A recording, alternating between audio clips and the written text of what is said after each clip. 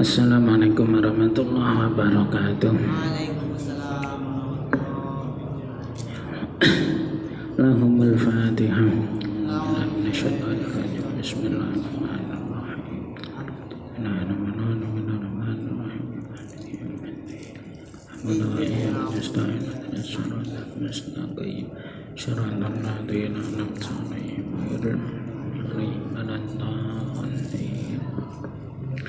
Bismillahirrahmanirrahim. Bismillahirrahmanirrahim. Subhanaka la ilma lana illa ma 'allamtana innaka antal alimul hakim.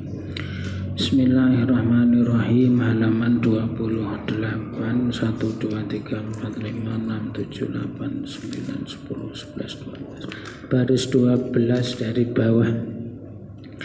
Bismillahirrahmanirrahim. Faslun fi ahkami muharramatil ihrami. Bismillahirrahmanirrahim. Faslun fasal fi ahkami muharramatil ihrami, menjelaskan tentang hukum-hukum hal-hal yang diharamkan ketika ihram. Wahia ma yahrumu bisababil ihrami, yaitu apa-apa yang haram disebabkan karena seseorang sedang ihram. Fasal menjelaskan tentang apa-apa yang haram, tidak boleh dikerjakan oleh atau disebabkan karena seseorang sedang melakukan ihram.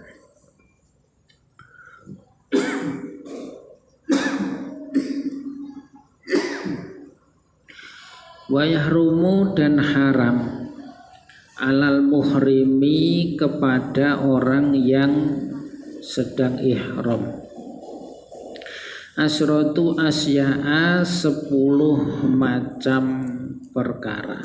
Wa yahrumu alal muhrim, orang yang ihram, muhrim. Kalau mahram orang yang haram dinikah. Tetapi kalau di tempat kita lazimnya orang itu disebut muhrim. Muhrim padahal orang yang ihram.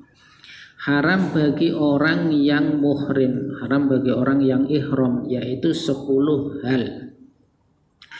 Ahaduha lumsul mukhiti, salah satunya adalah mengenakan pakaian yang dijahit. Nah, ini kemarin sudah kita singgung sebagian. Kakomisin, misalnya seperti baju gamis, wa kubain, dan baju kubak, wa khufin, dan muzah, sepatu yang digunakan oleh orang biasanya dalam keadaan cuaca dingin. Orang kalau memakai khuf nanti pas wudhu cukup dengan mengusap-ngusap khufnya, tidak perlu membasuh kaki. Nah, khuf ini pada waktu ihram tidak boleh dipakai. Walubsul mansuji, dan mengenakan pakaian yang ditenun. Kadar'in, misalnya seperti pakaian dar'in. Nah, ini tidak ngerti ini pakaian apa ini, Pak. Awil makuti, atau pakaian yang digelung, kalau bahasa Jawa itu apa, ditenun, dilipat-lipat. Kalabidin, misalnya seperti pakaian labid, fi jami'i badanihi, di keseluruhan badannya orang yang ihram, titik. Nah, ini jadi asal mulanya adalah jadi begini ya. Pada dasarnya semua manusia ini sudah dipanggil Allah untuk melaksanakan ibadah haji. Jadi ayatnya ini berbeda dengan puasa. Kalau puasa ini ya ayyuhalladzina amanu kutiba alaikumussyam, wahai orang-orang yang beriman. Jadi yang dipanggil untuk melakukan puasa ini orang-orang yang beriman. Tetapi kalau haji ini tidak, kalimatnya itu annas, manusia. Walillahi ala nasi hijjul baiti man istata'a ilaihi sabila. Dan pada manusia-manusia itu diwajibkan melakukan haji. Manusia, berarti kalau manusia yang beriman atau yang tidak beriman, kan begitu. Baik yang beriman atau tidak beriman ini dipanggil oleh Allah untuk melaksanakan ibadah haji. Nah, itu asal usulnya dari setelah Nabi Ibrahim itu selesai membangun Ka'bah, terus dia diperintah oleh Allah untuk menyeru kepada umat manusia untuk melaksanakan haji. Terus kayak Nabi Ibrahim ini kayak, lah apa manusia itu dengar kalau nanti saya menyeru, lah sudah pokoknya kamu seru aja, nanti aku yang menyampaikan ke telinga manusia-manusia itu. Terus Nabi Ibrahim naik ke atas bukit terus menyeru kepada manusia, kepada orang-orang untuk melaksanakan kewajiban haji. Jadi pada dasarnya kita semua ini sudah dipanggil Allah untuk melaksanakan haji. Nah, sekarang kembali ke kita mau ndak dipanggil itu. Nah, begitu. Jadi paling ndak kita sudah ada niat untuk melaksanakan ibadah haji. Pokoknya ada niat di dalam hati. Kapan nanti saya dapat rezeki 200 juta, saya langsung akan berangkat haji. Paling ndak ada keinginan-keinginan seperti itu. Ya siapa tahu ya, jadi tim ses apa begitu kan, terus dihadiahi 200 juta terus berangkat haji. Nah, yang begitu-begitu kan mungkin saja. Nah, maka kewajiban kita hanya niat saja. Nah, pokoknya sekarang sudah ada niat, karena sebenarnya kita sudah dipanggil oleh Allah. Kalau kita dipanggil oleh Allah, kita menjadi tamunya Allah. Nah, begitu. Menjadi tamunya Allah ini dimulai dari ihram ini. Begitu kita memasuki mikot, daerah yang menjadi setatnya ihram itu ya. Nah, kita begitu kita melewati mikot itu, kita mengenakan pakaian yang putih-putih, terus kita tidak boleh melakukan 10 macam larangan ini. Nah, ini menarik karena larangan-larangannya ini, nah misalnya seperti yang pertama ini, tidak boleh mengenakan pakaian yang dijahit. Nah, ini kita benar-benar disetting sebagai orang yang diingatkan mati begitu ya. Kita begitu kita memasuki mikot itu, kita hanya mengenakan selembar ya, 2 lembar ya, kalau laki-laki. 2 lembar kain berwarna putih. Tidak boleh kain yang dijahit, tidak boleh kain yang dikelabang, ditenun, pokoknya hanya kain begitu saja. Tidak boleh memakai pakaian yang dijahit. Bahkan katanya memakai celana dalam itu juga enggak boleh. Nah, terus bagaimana nanti kalau ada ini ada itu ya? Nanti pandai-pandailah ngelipat-ngelipat kainnya itu. Ya, nanti katanya diajari itu caranya mengenakan pakaian ihram yang aman seandainya melihat pemandangan-pemandangan yang bisa membangkitkan si Joni itu. Nah, ini caranya ini Pak, nanti yang bagian depan ini dilipat kainnya yang lebih banyak gitu kan. Jadi nanti kalau misalnya ada yang bergerak ada apa itu aman, itu diajari katanya. Nah, ini setelah menggunakan kain ihram, dia dalam keadaan disebut dengan muhrim, orang yang sedang ihram. Yang pertama tidak boleh memakai pakaian yang dijahit. Nah, di situ dicontohkan beberapa macam pakaian yang ini. Nah, kalau di tempat kita mungkin ya baju, rok, celana, mungkin begitu ya terjemahnya. Tapi ini pakaian mereka, komis, kubah, khuf, darin, labid. Nah, ini di seluruh badan tidak boleh mengenakan pakaian-pakaian jenis ini, tidak boleh yang dijahit. Jadi semuanya sama.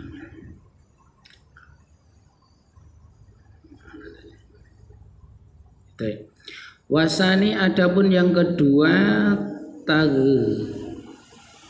tagtiyatur roksi.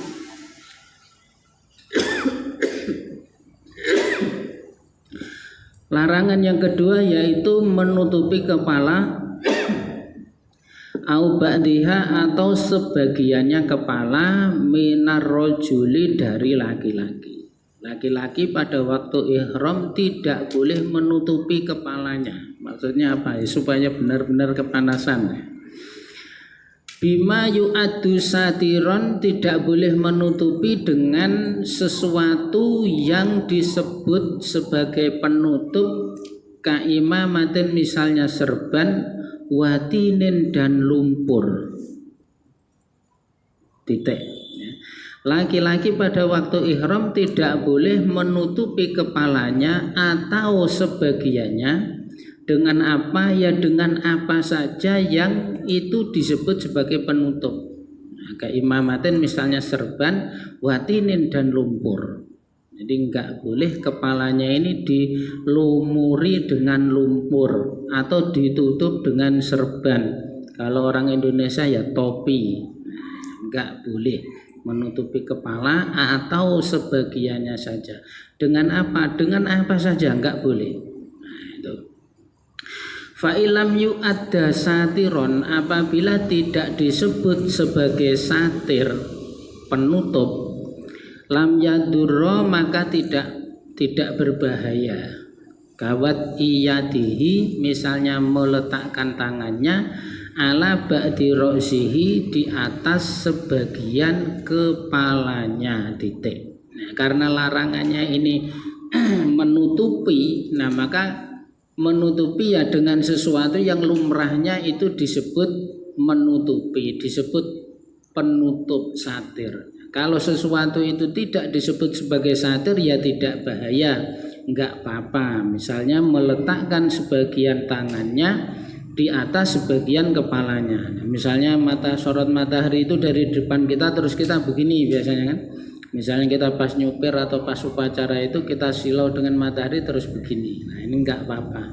Karena secara umumnya manusia tangan ini ketika begini dia tidak disebut sebagai menggunakan satir, begitu kan.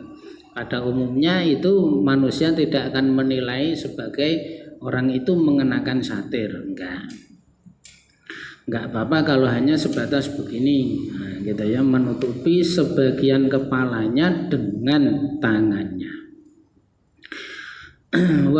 Wakan gimasihi, in gimas, terus dipasang kaf, alifnya itu tidak terbaca. Wakan gimasihi, dan misalnya seperti mencelupkan kepalanya fima'in, di dalam air. Jadi karena kepanasan terus kepalanya itu dicelupkan ke dalam ember. Nah, itu juga tidak dinamakan penutup. Nah, kan kita menyelupkan kepala kita ke dalam ember, ke dalam tempat yang di situ ada airnya. Maka itu kan tidak disebut menggunakan penutup. Nah, gitu. Wastidlalihi, dan misalnya dia menjadikan bayang-bayang bimahmilin, dengan mahmil. Wa in masa ra'sahu, walaupun menyentuh kepalanya. Mahmil itu kalau ada onta terus di atas onta itu ada rumah, ada tendanya kecil, itu namanya mahmil. Nah, ini ya. Jadi kendaraan orang zaman dulu onta, terus di atas onta ini dikasih rumah-rumahan kecil. Jadi dia kayak rumah yang berjalan. Rumah atau tenda kecil yang di atas punggungnya unta itu namanya mahmil.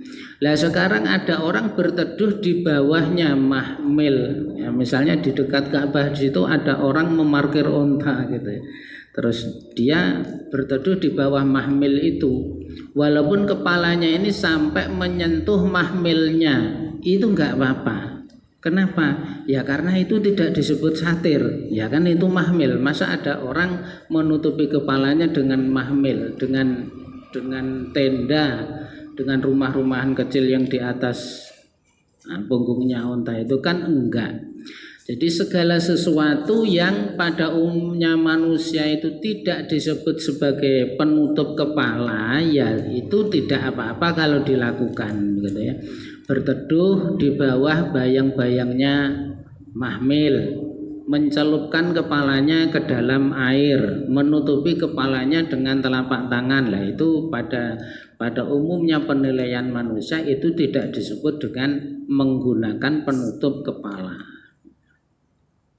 Kalau dia memakai serban, memakai topi, terus kepalanya dilumuri pakai lumpur, nah ini disebut dia menggunakan atau menutupi kepalanya. Itu enggak boleh, haram.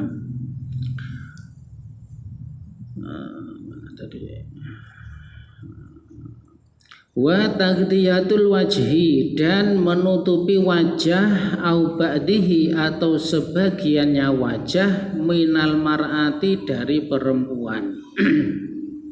Kalau laki-laki tidak boleh menutupi kepalanya, kalau perempuan tidak boleh menutupi wajahnya. Nah, ya memang larangannya begitu. Apa? Enggak. Kalau di apa? Ya seolah-olah biar dia kepanasan beneran gitu ya. Bima yu'addu satiron, dengan sesuatu yang dianggap sebagai satir, sebagai penutup.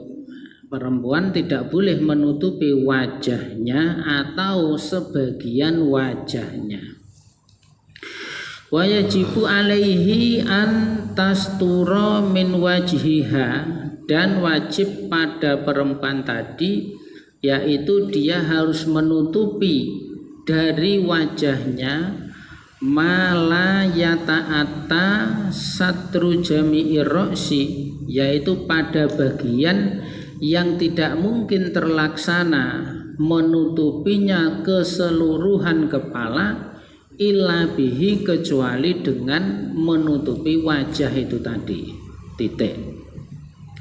Ini sama dengan kewajiban menutup aurat. Auratnya laki-laki itu antara pusar sampai lutut. Berarti di atasnya pusar itu bukan aurat, di bawahnya lutut bukan aurat. Nah sekarang untuk bisa sempurna kita menutupi aurat laki-laki itu, maka ada sebagian anggota badan di atasnya pusar yang harus kita tutup. Maka menutup sebagian anggota badan di atasnya pusar itu menjadi wajib. Begitu juga menutupi lutut, supaya lutut itu sempurna tertutup, harus ada sebagian di bawahnya lutut yang kita tutupi. Maka menutup sedikit di bawah lutut itu wajib, menutup sedikit di atas pusar itu wajib. Karena kesempurnaan menutupi pusar dan lutut tadi itu hanya bisa sempurna dengan cara ini. Nah ini juga begitu. Perempuan tidak boleh menutup wajah atau sebagian wajah. Tapi ada sebagian wajah yang wajib ditutupi. Di manakah bagian itu? Ya bagian yang bisa menjadikan menutup kepala itu bisa sempurna. Nah, itu ya. Kepala itu, wajah ini kan yang depan yang untuk dibasuh pada waktu wudhu itu ya, dari tempat tumbuhnya rambut sampai dagu, terus yang arah kanan kirinya, arah lebarnya itu dari telinga satu ke telinga lain. Ini wajah ini tidak boleh ditutup, atau sebagiannya wajah nggak boleh ditutup.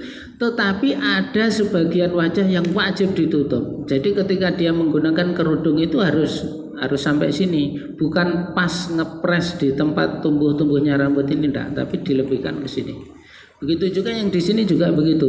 Jadi kerudungnya itu sampai sini. Nah, sampai sini. Bukan pas begini. Kalau pas begini nanti enggak sempurna menutupnya. Pas gerak dia nanti akan lepas, akan kelihatan. Nah, maka ada sebagian wajah yang harus ditutup. Di manakah bagian itu ya? Ya bagian yang menjadi tidak bisa tidak itu harus ditutup supaya menutup kepalanya ini sempurna. Muter-muter bahasanya. Mana tadi?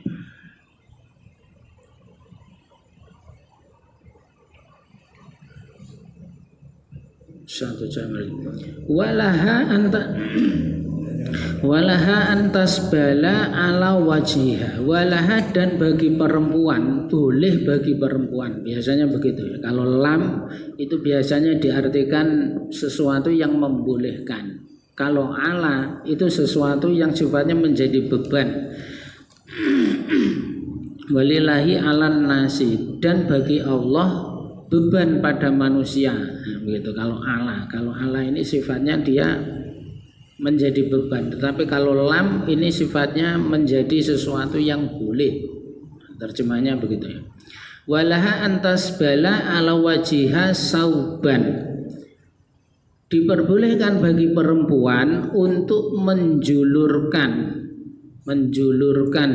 pada wajahnya perempuan tadi sauban pada pakaian mutajafian yang renggang anhu dari wajahnya bihosyabatin wa nahwiha dengan kayu atau sejenisnya. Titik.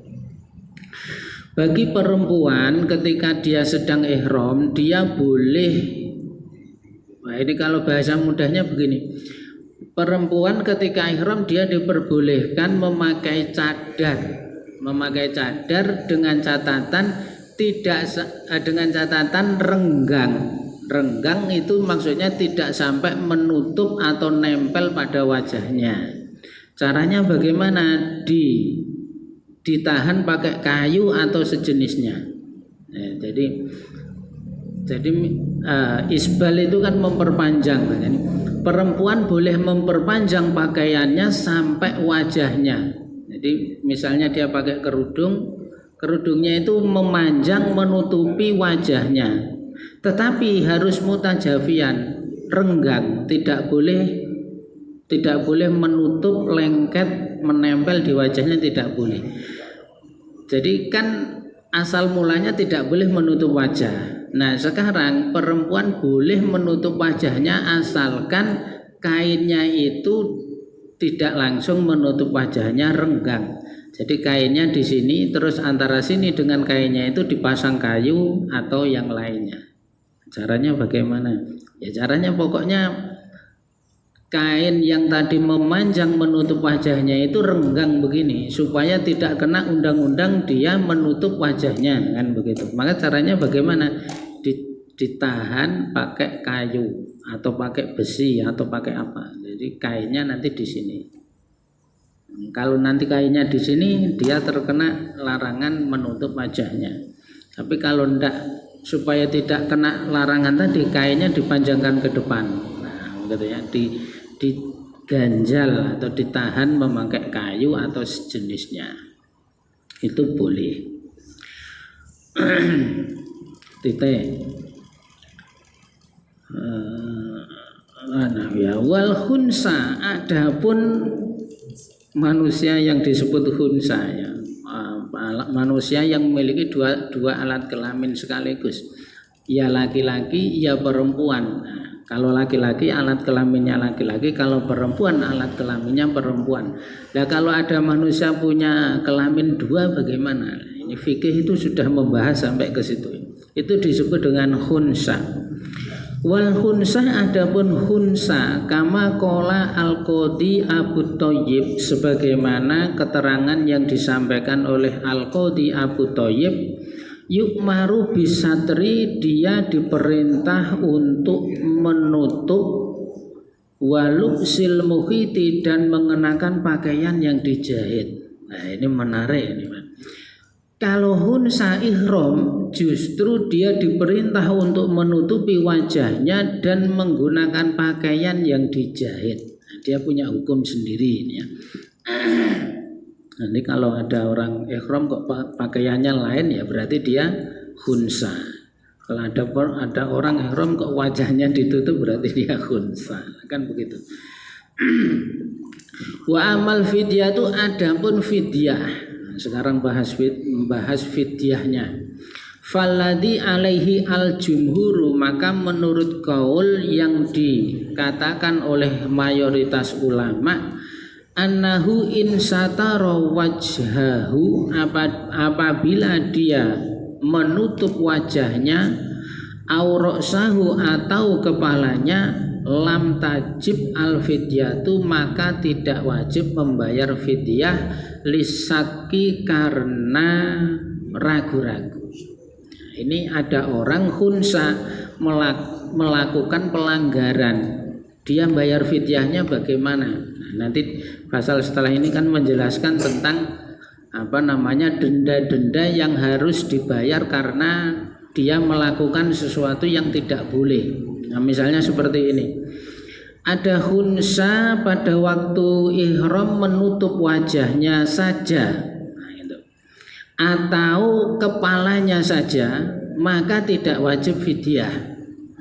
Kalau khunsa ini ya, menutup kepalanya saja atau wajahnya saja, maka tidak ada fidyah. Kenapa ya? Karena ragu-ragu dia itu dihukumi laki-laki apa perempuan. Wa in satarohuma wajabat. Apabila khunsa tadi menutupi keduanya, ya kepalanya ditutup, ya wajahnya ditutup, wajabat, maka wajib membayar fidyah. Nah, ini menurut pendapat ulama. Nah, titik. Apa nih? Satu lagi. Wasalisu, adapun yang ketiga, tarjilu ay tasrihus sya'ri. Larangan yang ketiga adalah menyisir rambut. Ya, menyisir ya. Tarjilu ay tasrihus sya'ri, menyisir rambut. Kada adahu al-musannifu minal muharramati. Ini adalah sebagaimana keterangan yang oleh Kiai Musonef dianggap sebagai termasuk muharramat, tidak boleh dilakukan. Lakinnalladzi fi syarhil muhaddabi annahu makruhun. Akan tetapi menurut kaul di dalam keterangannya kitab Syarhil Muhaddab, menyisir rambut itu hanya makruh. Wa kadza haqqus sya'ri, begitu juga dengan menggaruk rambut atau menyisir rambut tetapi memakai kuku. Nah, yang ketiga ini menyisir rambut. Nah, kalau menyisir rambut ini kalau di Fathul Qorib termasuk muharramat, tidak boleh dilakukan. Kalau di Syarhil Muhaddab hanya makruh saja. Ada dua pendapat ulama, ada yang mengatakan itu haram, ada yang mengatakan makruh. Nah, pada intinya adalah kalau kita berbicara masalah ya, haji ini mengajari apa sih, akan begitu. Haji ini mengajari, kalau puasa itu mengendalikan hawa nafsu, utamanya makan minum. Harapannya selain makan minum juga syahwat-syahwat yang lain, dia tidak berkata kasar, dia tidak ini tidak itu. Nah, kalau yang haji ini, ketika manusia, orang-orang yang haji ini sudah memasuki mikot, maka sesungguhnya dia itu sudah di mikot itu ada yang mengartikan sebagai kuburan. Dia sudah masuk kuburan dengan memakai pakaian kafan. Nah, harapannya dia itu membunuh, ya, mati sifat-sifat buruknya, gitu. Mati sifat-sifat buruknya. Nah, yang pada waktu tawaf itu kan doanya labbaik Allahumma labbaik. Labbaik Allahumma labbaik itu terjemah Indonesianya, aku memenuhi panggilanmu wahai Allah dalam keadaan ketaatan. Ya, karena itu tadi awal mulanya kan manusia ini dipanggil oleh Allah untuk melaksanakan haji. Maka ketika dia sudah haji, doanya menjawab panggilan itu, labbaik Allahumma labbaik. Terus berjalan 7 kali mengitari Ka'bah. Ka'bah itu apa? Ka'bah itu bukan apa-apa. Dia hanya bangunan berbentuk kotak. Ya, tidak ada apa? Ka'bah itu kalau dengan Masjid Al-Azhar bagus mana? Bagus Masjid Al-Azhar. Ada pintunya, ada kacanya, ada AC-nya. Ya, kalau Ka'bah ini enggak, dia hanya kotak, terus di dalamnya itu kosong, enggak ada isinya. Dia tidak menghadap kemana-mana, sekaligus menghadap kemana-mana. Itu sebagai simbol bahwa Allah itu, Tuhan itu bisa didatangi dari arah mana saja. Kita bisa menemukan Tuhan kita, Allah, lewat jalan berdagang, berbisnis, menjadi PNS, menjadi guru sekolah. Semua jalan itu bisa mengantarkan kita menjadi mengenal Allah. Nah, ibadah itu tidak hanya menghadap kiblat, muter tasbih, membaca doa-doa, tidak. Banyak pintu-pintu yang bisa mengantarkan manusia, apakah itu kemanusiaan, pengabdian, pelayanan, itu semua bisa menjadi pintu mengantarkan manusia ke Allah. Nah, gitu. Anunya makna filosofinya kan begitu. Sehingga yang pada cerita kemarin Khalifah Umar bin Abdul Aziz itu ada orang yang tidak berangkat haji tetapi dia mendapatkan pahalanya haji. Nah, itu karena Allah itu bisa didatangi dari arah mana saja. Tidak harus kelihatan yang itu benar-benar kelihatan ibadah, enggak. Orang yang pengusaha, orang yang petani, pekebun, penambang semua bisa menuju Allah, bisa bertemu dengan Allah. Nah, di haji itu ketika orang tawaf itu harapannya itu dia menemukan dirinya sendiri. Nah, ketika manusia berhasil menemukan dirinya sendiri, di saat yang sama dia bertemu dengan Tuhannya. Man arafa nafsah faqad arafa rabbah. Barang siapa yang kenal dengan dirinya sendiri, dia telah berjumpa dengan Tuhannya. Itu hadis atau kalam apa ya? Man arafa nafsah faqad arafa rabbah. Barang siapa yang mengenali dirinya sendiri, dia benar-benar telah bertemu dengan Tuhannya. Nah, setelah dia itu tawaf, dia akan menjadi manusia yang paripurna, al-insan al-kamil, manusia yang sempurna. Kalau bahasa Inggrisnya itu manusia yang tercerahkan, itu apa bahasa Inggrisnya? Itu manusia paripurna. Kalau bahasa kita ulul absor, ulul albab, insan kamil. Nah, itu yang begitu-begitu. Nah, itu harapannya, itu nilai-nilai filosofi dalam ibadah haji. Wallahu a'lam. Maulaya sholli wa sallim daiman abada ala habibika khairi hal